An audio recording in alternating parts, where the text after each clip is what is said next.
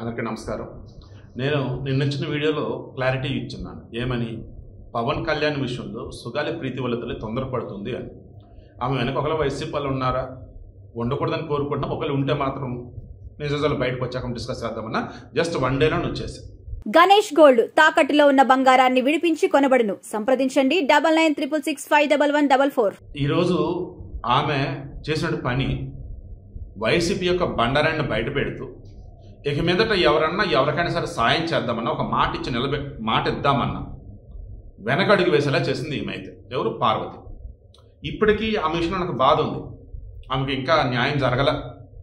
సుగాలి ప్రీతి case విషయంలో రాజకీయ పార్టీలు ఎవరికి నచ్చినట్టు వాళ్ళు ఉండటం వల్ల చివరికి సిబిఎస్ అయితే ఏం చెల్లని పొజిషన్కి వచ్చిందని నేను అనుకున్నాం. ఇప్పుడు క్రాస్ చెక్ చేస్తే పవన్ కళ్యాణ్ ఊపినాడండి. పండ్లున్న చెట్టుగా రాళ్ళ దెబ్బలని.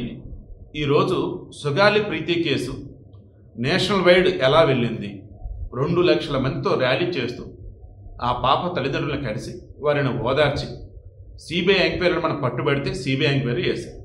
ఈలోపు రూలింగ్ పార్టీ ఆ రోజు ఉన్న జగన్మోహన్ రెడ్డి వీళ్ళకి 5 ఎకరాలు యాక్చువల్గా ఏంటంటే ఎస్సీ ఎస్టీ యాక్ట్ ప్రకారం దేశవ్యాప్తంగా ఎస్సీ ఎస్టీ బాధితులు ఎవరైతే ఉంటారో ఏదైనా కేసులో వారికి బాధితులుగా ఉన్నప్పుడు వారికి పరిహారం అందించాలి. ఆ వేళ పరిహారం అందింది. ఇక్కడ కూడా మనకి చాలా మందికి తెలియదు ఏంటంటే జగన్ అది ఇచ్చడం అనుకుంటూ ఉంటారు. As per SC ST atrocity act కావచ్చు, లేదన్నప్పుడు ఎస్సీ ఎస్టీ బాధితులు కనుక ఉన్నట్టయితే వారికి పరిహారం అనేది ఇవ్వాలి. ఏది? రూలింగ్ పార్టీ ఎవరంటే వాళ్ళు. అలా జగన్మోహన్ రెడ్డి హయాంలో 5 ఎకరాలు వ్యవసాయ భూమి వీళ్ళకి ఇచ్చారు సుగాలి ప్రీతి వాళ్ళ పేరెంట్స్కి. ఇది కర్నూలుకి జస్ట్ 9 కిలోమీటర్ల దూరం. పవన్ కళ్యాణ్ చెప్పిన దాని ప్రకారం ఎకరం వచ్చి 2 నుంచి 3 కోట్లు ఉంటుందట. సో 2 కోట్లు వేసుకున్న 5 ఎకరాలు 10 కోట్లు వర్త్. తర్వాత కర్నూలులో నివాస స్థలం ఇచ్చారు వీళ్ళకి. అది వచ్చేసి 5 సెంట్లు ఇచ్చారు. సెంట్ వచ్చేసి 48 గజాలు. సో గజాల లెక్కన అన్నప్పుడు హైదరాబాద్లో చూస్తారు, కొన్ని చోట్ల సెంటు లెక్క చూస్తారు. సెంట్ అక్కడ వచ్చేసి దగ్గరగా 20 నుంచి 25 లక్షలు అని చెప్పేసి అన్నారు.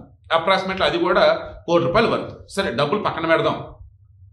సుగాలి ప్రీతి తల్లిదండ్రుల్లో ఎవరైతే ఎలిజిబులో వారికి రెవెన్యూ డిపార్ట్మెంట్లో అసిస్టెంట్గా జాబ్ ఇవ్వడం కూడా జరిగింది. జూనియర్ అసిస్టెంట్ అన్నట్టు అనుకోవచ్చు. అది కూడా ఇచ్చేశారు. గవర్నమెంట్ జాబ్ ఇచ్చారు, నివాస స్థలం ఇచ్చారు, వ్యవసాయ స్థలం ఇచ్చున్నారు. ఇక ఈ కేసు సంబంధించి సిబిఐ విచారణ చేస్తుంది. ఈ సిబిఐ విచారణ చేస్తున్నప్పుడు ruling party, that means Jaganmohan Reddy government, ఏం జరిగింది ఏంటో తెలియదు. ఈ సిబిఐ విచారణ చేసిన మూమెంట్ వాళ్ళకి తెలిసింది ఏంటంటే ఈ సుగాలి ప్రీతి తల్లిదండ్రులు ఎవరి మీద అయితే ఆరోపణలు చేస్తున్నారో వాళ్ళ వల్లే అని చెప్పేసి, ఎవరైతే అరెస్ట్ అయ్యి జైలుకి రాతో బెయిల్ మీద బయటకు వచ్చారో వాళ్ళ డిఎన్ఏ టెస్ట్ చేస్తే వాళ్ళ డిఎన్ఏకి అండ్ సుగాలి ప్రీతి కేసులో వచ్చేసి ఎవరైతే రేప్ అటెంప్ట్ చేసి చంపున్నారో అక్కడ ఉన్నటువంటి డిఎన్ఏ శాంపిల్స్కి మ్యాచ్ అవ్వట్లేదు. ఈరోజు పవన్ కళ్యాణ్ బయట పెట్టాడు. అది కేసు ముందుకు ఎందుకు వెళ్ళలేదు? సిబిఐలు అకస్మాత్ చేతులు ఎందుకు ఎత్తేసారంటే సుగాలి ప్రీతి కేసులో ఎవరి మీద అనుమానం వ్యక్తం చేస్తారు వాళ్ళ పేరెంట్స్, వాళ్ళ డిఎన్ఏలు వచ్చేసి ఈ సుగాలి ప్రీతి కేసులో అక్కడ ఏదైతే సాక్ష్యాలు చూసేసి ఫోరెన్సిక్ వాళ్ళు చెక్ చేసి ల్యాబ్లో టెస్ట్ అన్ని చేసి ఆ డిఎన్ఏలు బయట పెట్టారు కదా, ఆ డిఎన్ఏ మ్యాచ్ అవ్వట్లేదు. దాంతో ఎలా ముందుకెళ్ళాలో తెలియక సిబిఐలు దాన్ని పక్కన పెట్టారు. ఇక దీనికి ఇక నేనేమైనా చేయగలనా? ఆ రోజు ఈ కేసుని జాతీయ స్థాయిలో తీసుకెళ్ళింది నేను. ఆ కుటుంబానికి బ్రతకడం కోసం ప్రభుత్వం నుంచి సాయం అందేలా చేసింది నేను. ఈవెన్ నేను అధికారానికి వచ్చిన తర్వాత ఏమైందయ్యా సుగాలి ప్రీతి కేసు ఎక్కడి వరకు వచ్చింది ఏంటి అని చెప్పేసి డీజీపీ గారిని అడిగి, హోంమంత్రికి చెప్పి, సిఐడి వాళ్ళని అడిగితే అప్పుడు అది సిబిఐ దాకా వెళ్ళిందండి. అది పక్కన పెట్టారంటే ఎందుకు ఏంటి అన్నప్పుడు నాకు ఇదంతా చెప్పి వచ్చారు, డిఎన్ఏ శాంపిల్స్ అన్ని కూడా మ్యాచ్ అవ్వట్లేదని. ఇక ఇప్పుడు నేనేం చేయగలను, ఎంతవరకు అని చెప్పేసి అడుగు వేయగలను, అది వాళ్ళు ఆలోచించాలి కదా. కనీసం క్రాస్ చెక్ చేసుకోకుండా పవన్ కళ్యాణ్ మాట ఇచ్చి తప్పాడు, పవన్ కళ్యాణ్ నమ్మక ద్రోహం చేశాడు, జనసేన ఆఫీస్ ముందు ఆమె నిరాహార దీక్ష చేస్తానని ఆమె అనటం అంటే ఇక ఆమె ఆలోచించుకోవాలి.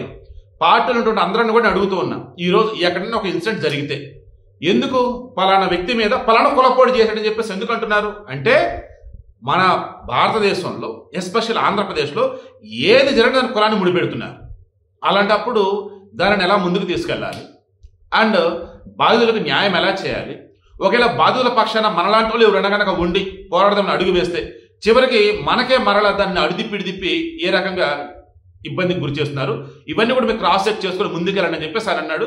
ఇవి నేను ఎక్కడితో క్లోజ్ చేస్తున్నా. మరలా చెప్తున్నా, ఇక మీదట ఎవరికన్నా కానీ మాట సాయం ఇవ్వాలన్నా లేదు చేతులు వెళ్ళి సాయం చేయాలన్నా 1కి 10 సార్లు ఆలోచించుకోండి. ఎందుకంటే ఈరోజు సమాజం ఎలా మారిందంటే ఏ ఇంట్లో అయితే అన్నం తిన్నాడో ఆ ఇంటి వాసాలు లెక్క పెడుతున్నట్టు దొంగతనం చేయటం, ఎవరైతే సాయం చేశారో వాళ్ళ మీద నిందలు వేయటం, ఎవరైతే ఈరోజు మనకు అండగా ఉంటామన్నారో వారి మీదే లేనిపోయిన విధంగా నెపాలను నెట్టేయడం. నేను చెప్పుకుంటూ పోతే నాకు కూడా ఈ మధ్యకాలంలో చాలా విషయాల్లో చేర్పిస్తాం. మొన్న కుకట్పల్లి సహస్ర కేసు సంబంధించి మొత్తం డీల్ చేసినప్పుడు, ఇన్వెస్టిగేషన్ చేసినప్పుడు వన్ బై వన్ మొత్తం ముందుకు వస్తున్న మూమెంట్లో అయ్యుండొచ్చు అన్న వేళ ఒక విషయాన్ని డిస్కస్ చేస్తే దాని కింద కొంతమంది కామెంట్లు పెట్టుకుంటూ వచ్చారు కదా, అవునవును అంటూ వచ్చారు. అది కాదు ఇప్పుడు ఇది అంట అని చెప్పేసి ఫైనల్గా ఇచ్చినప్పుడు ఈ కేసులో న్యాయం అని చెప్పేసి గట్టిగా పోరాడుతున్నప్పుడు కూడా ముందు వెనక ఆలోచించుకుంటూ కామెంట్స్ పెట్టుకుంటూ వచ్చారు కొంతమంది. అప్పుడు నాకు అనిపించింది చాలా బాధేసింది. ఎంత బాధేసింది అంటే పూర్తిగా క్రాస్ చెక్ చేయకుండా ఎవరో ఏదంటే నమ్మేసి ముందు వెనక ఆలోచించకుండా మీద పడిపోతున్నారు కామెంట్లతో కొంతమంది. ఇంకొంతమంది వచ్చేసి ఓపెన్ గానే స్టేట్మెంట్ ఇచ్చుకుంటా పోతున్నారు పొలిటీషియన్స్ మీద అండ్ ఎవరైనా సాయం చేస్తే పెద్ద మనుషుల మీద. అప్పుడు నాకు అనిపించింది ఈ రోజులలో మంచికి రోజులు లేవంటే ఇదేనేమో అనిపిస్తుంది. అలా అని చెప్పేసి బాధితుల పక్షం లేకుండా ఎలా ఉంటాం, బట్ కొంచెం కేర్ఫుల్గా ఉండాలి. నాకైతే అర్థమవుతోంది. ఈరోజు పవన్ కళ్యాణ్ మాట కూడా అదే స్పష్టమైంది.